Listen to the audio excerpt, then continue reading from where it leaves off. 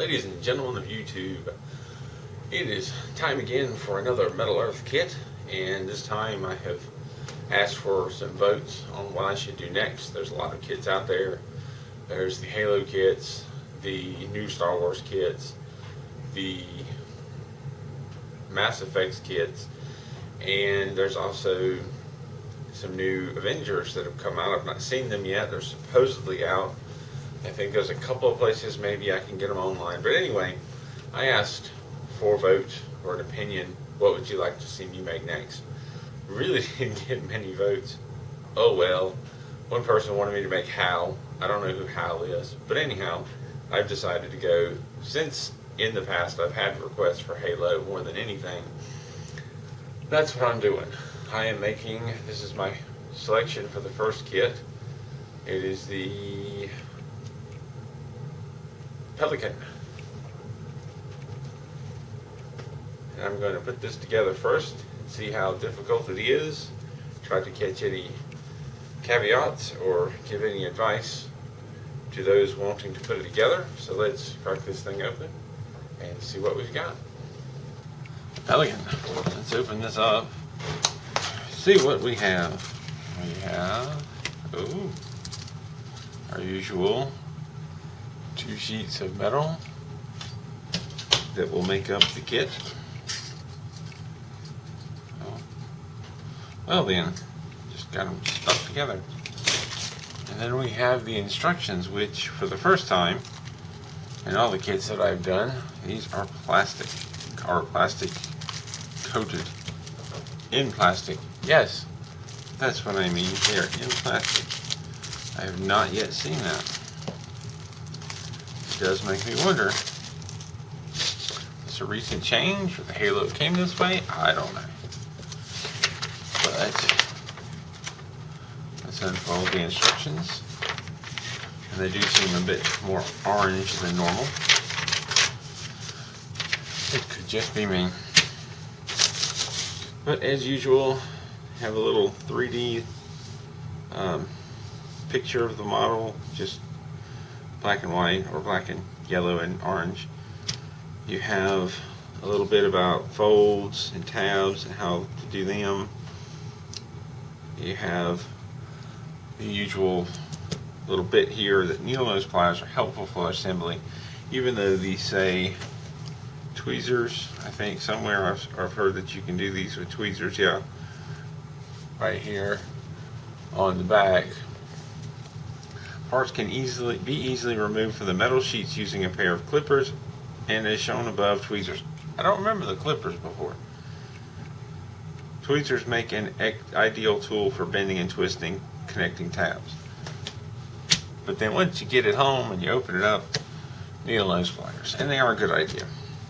And this, gives you like sort of a key. You have the blue circle, which means you bend the tabs over, like so.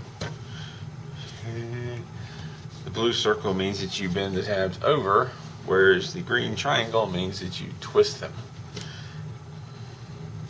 And then you have your little map or layout of the parts, so you know what's what.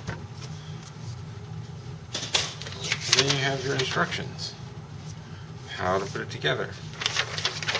This one being 2-sided. So just a moment to study this. And it seems that kind of the way you do this, the flow chart, if you will, or the flow of the directions, is you do it in quarters.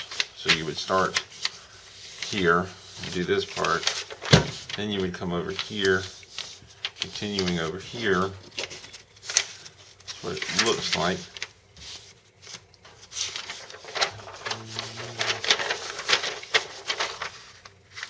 And then flip over, and the top corner, you do this, I believe is how it goes. This one ends, see, the last number is 30, 27, 31, 30, and then we have 32, 33, all the way up to 37, and 39 comes over here. So it's kind of take the sheets by quarters. This is different than the Transformers kit, or I should say the Transformers kits were different from all of the rest, where they had two separate pieces of paper that folded slightly different. So this kind of goes back to the style that I was accustomed to with Star Wars and the Star Trek kits. And honestly, these kits came out originally before the Transformers, so I'm still wondering if this is just an evolution that the company has taken, and we can do the instructions better, or we can do them different. Let's try this. So I don't know, but this is what we have. This is where I'm going to start. And from looking at the kit, I'm going to kind of tell you what tools I'm probably going to use. I do have the Fascinations toolkit that they sell. I do recommend it. You have your clippers, which are good for clipping the parts off the spruce or the trees. You can twist and break a lot of it, which I used to do in the past. I did buy some clippers similar to these. It did not work.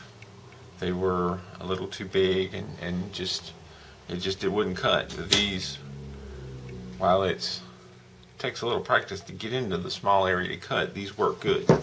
We have a rather long needle nose pliers, which I did have needle nose, but they were not as long. And then you have flat nose, which are good for bending over parts. You have your basic tweezers, which I do use a lot. A couple other tools I do often grab. I have these forceps or locking clamps. Sometimes I get parts that are real tiny, and these clamps have teeth on the back that allow them to lock into place, so that for the most part they won't open, and that way you can clamp it on the part and hold it while you put it in and twist tabs or something else, because sometimes the parts are too small for these chubby hands. It also is a little bit more narrow than the needle nose and can come in handy and get into some tight spaces. I have sort of a dental pick of several of these, which can come in handy for reaching in and pulling out tabs, parts that folded too far in, shaping the corners around and things. These can come in handy. I also have an assortment of dowel rods that I frequently use for rounded parts, and it looks like this one has a couple. And these ring pliers, which have a curved ends, I sometimes use to shape parts. I also have my magnifying glass that lights up. It helps me to see the smaller parts. So let's get started.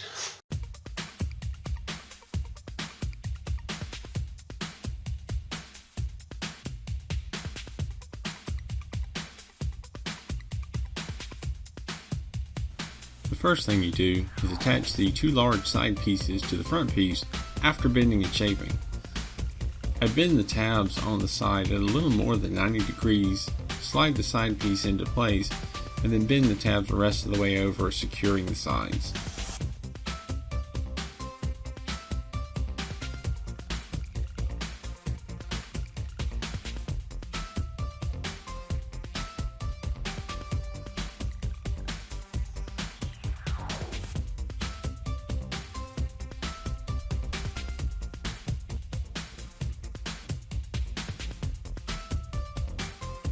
There were a number of tabs holding the sides to the top. I started at the front and worked my way back.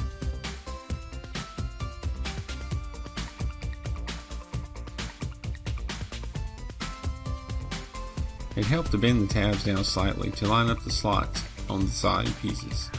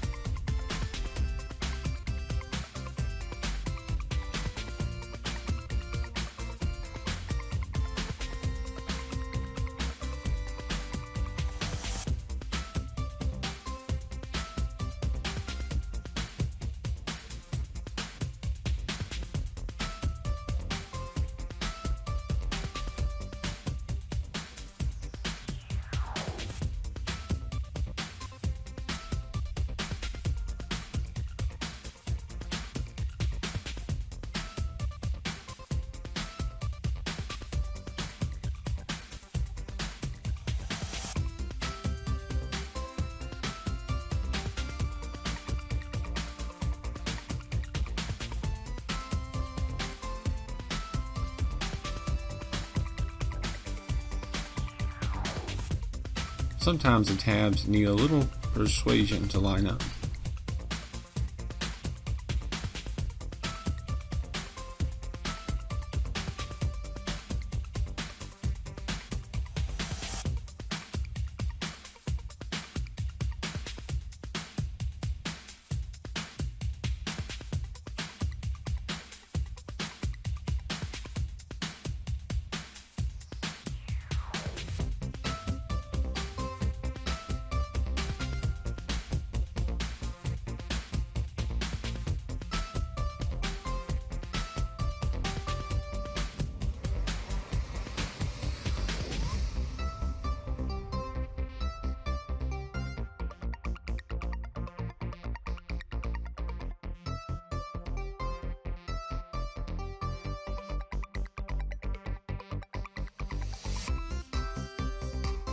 I'm not sure if this piece is a gun or some sort of rail, but the instructions were not clear which slots to connect it to. There are a couple of possibilities. I took the time to check and double check.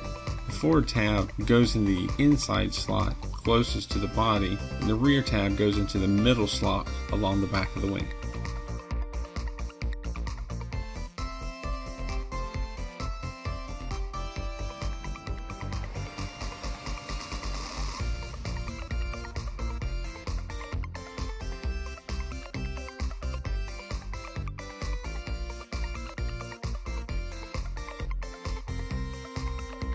Another tab needed persuasion. The dental pick comes in real handy for such things.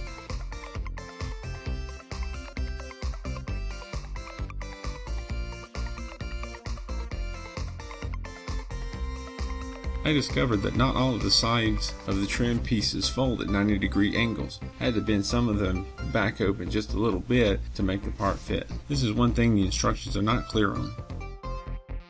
It usually helps to bend the tabs of a piece so that they are all pointing in the same direction. Sometimes after bending over a side, especially if it's not a 90-degree angle, you will need to bend the tabs a little bit. Having all the tabs pointing in the same direction usually makes the parts come together much easier. This is an instance where there are no side pieces to fold over, but there are tabs that needed to be bent at 90 degrees.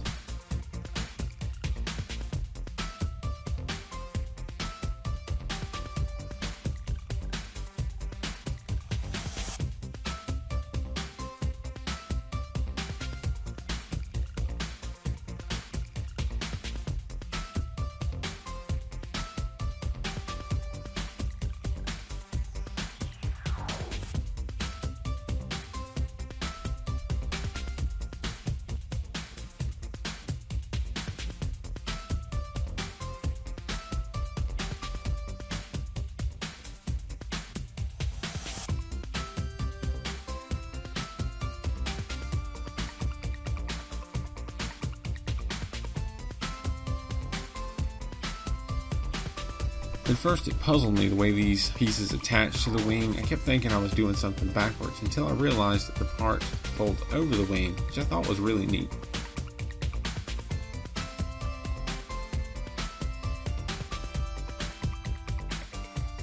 Many of the outer tabs are meant to be bent over. I often do this with my thumbnail and fingers and then secure the tab with pliers.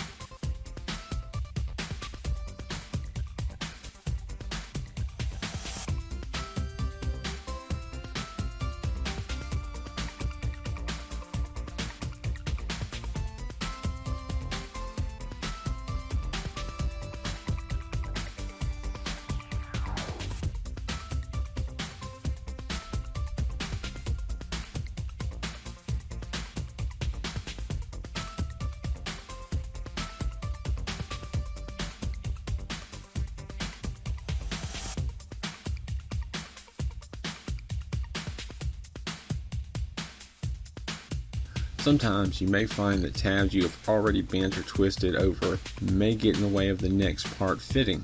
You may have to adjust or bend tabs to make room.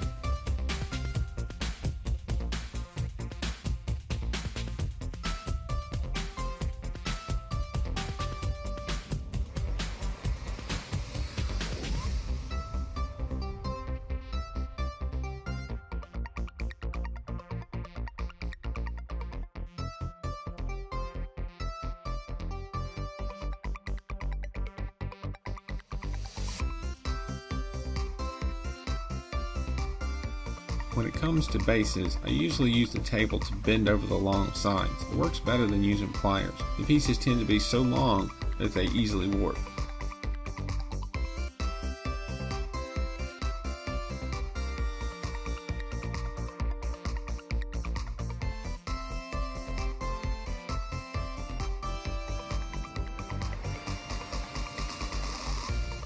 Getting the bottom pieces into position was not as tough as I expected.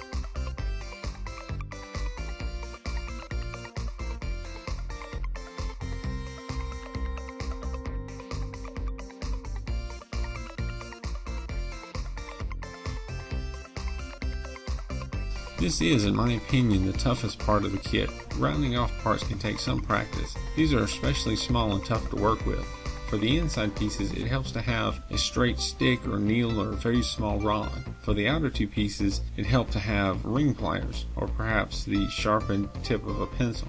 I did not completely shape the circle of the inner parts before attaching it. I did a little shaping of the end of the strips after attaching the part. Be patient, it might take several tries to get the tabs to line up.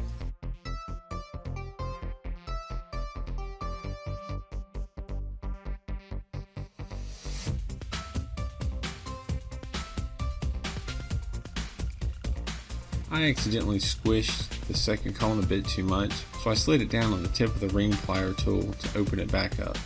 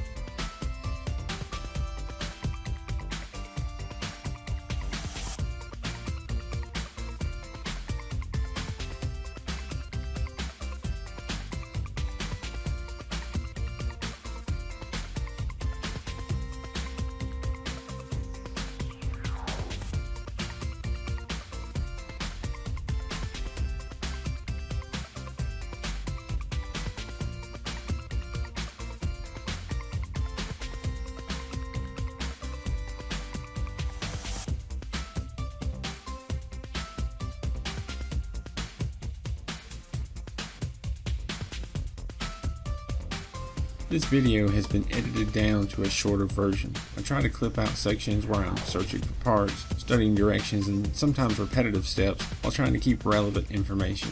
It may make it look like this kit come together very easily, but that's not always the case. There was a lot of bending and adjusting of parts and tabs to make things fit.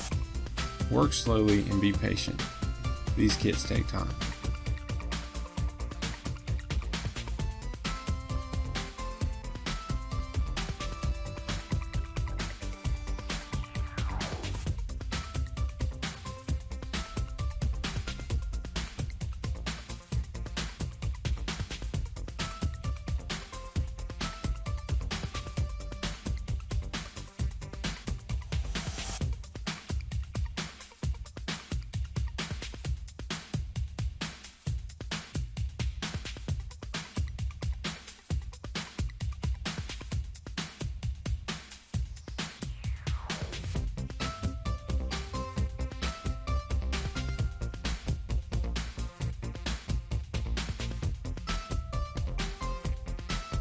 The back and last part has two tabs that go through slots at the top, but the bottom two tabs simply fold over to hold it down. There are no slots.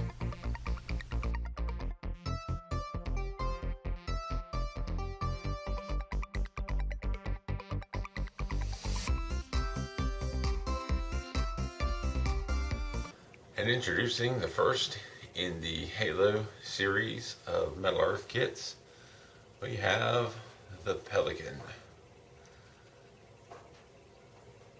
It was, as usual, fun to build. I have played the original Halo game. I actually did tech support for Microsoft at the time, so I know a bit about Halo, but I love ships, and this is neat. It was the previous series that I did was the Transformers, and they were probably the toughest ones of all. At least it felt that way. This one was not as hard as, say, Optimus Prime, or I'm trying to remember if it was Megatron or not. No, Optimus Prime was easy. It was not as tough as Megatron or Bumblebee or Optimus Prime, honestly. It wasn't quite as tough as any of those kids. It was kind of refreshing to kind of not have such a tough kit to put together. It still did take several hours, but part of that was just me trying to study and understand. This is not something I was familiar with. I do try to be more careful because I have learned you have to check and double check the directions, and even sometimes go to the pictures. And I think at one point I went online to the 360-degree view to try and get an idea, is this the way it's supposed to go together? There were some issues, and you can't unfortunately see it now. Well, kind of can. I might take a picture. No, it's covered up. These little rail pieces on the bottom, there's several tabs in a row, and it's not clear for the instructions of which one they certainly go into. But I had to look and check and double check, and I figured it out. Plus, these engines on the side, the very back of them, I was kind of confused. I thought they flipped flat, and the 360 view doesn't really show the back of them. I think I might have done them slightly wrong, but I mess up something on every kit. That just kind of comes with it. But it looks neat. It's fun to build. And as usual, after these things come together and you fight and you trouble with all these little tiny pieces that kind of seem extra, but in the end it really makes the model three-dimensional. It really makes it neat. Makes it look really great on the shelf. And I've already said in the narration, probably the toughest part is these little engines in the back, because they're really tiny little rounded pieces that can be difficult to shape. But there you go. More to come. Thank you for watching. If you have any questions or comments, please leave them down below. Thank you, and keep on keeping on.